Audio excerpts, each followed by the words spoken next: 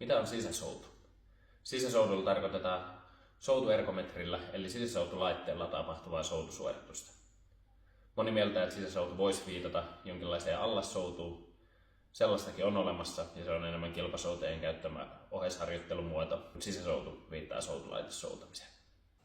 Sisäsoutu on yksi 3 kansainvälisen lajiliiton World Rowingin virallisesta arvokisalaista, eli se järjestää EM- ja MM-kisat vuosittain. 2 muuta lajia on olympialuokkien soutu, eli ratasoutu, ja koastalsoutu, eli rannikkosoutu, mitkä ne on myös olympialajeja molemmat.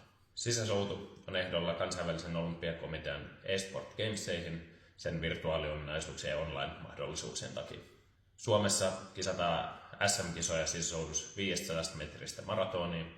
Eri kilpailumatkat on 500 metriä, 2 kilometriä, 6 kilsaa ja maratonmatkat, mitkä tarkoittaa naisille puolimaraton, miehille maraton ja nuorille ja junioreille tunnin soutu.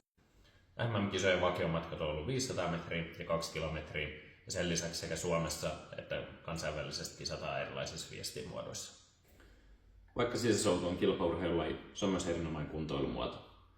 Sisäsoutu on ehkä kaikkein paras kestävyysharjoittelun muoto, koska siinä on koko kropan lihaksisto töissä. Sen lisäksi se kehittää voimaa, parantaa ryhtiä ja se on todella nivelystävällistä.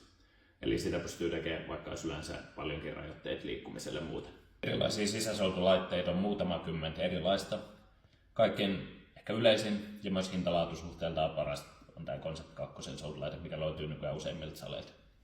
Tällä laitteella käydään myös viralliset EM- ja MM-kilpailut, SM-kilpailut ja rekisteröidään Suomen ennätykset ja maailman ennätykset.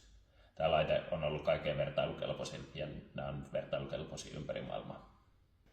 Sisäsoutuun pystyy kuka tahansa harrastamaan kuntosaleilla, soutuseuroissa tai tällaisen laitteen voi myös hankkia kotiin. Sen vuoksi onkin helppo ymmärtää, miksi sisäsoutu on soutumuodoista maailman harrastetuin.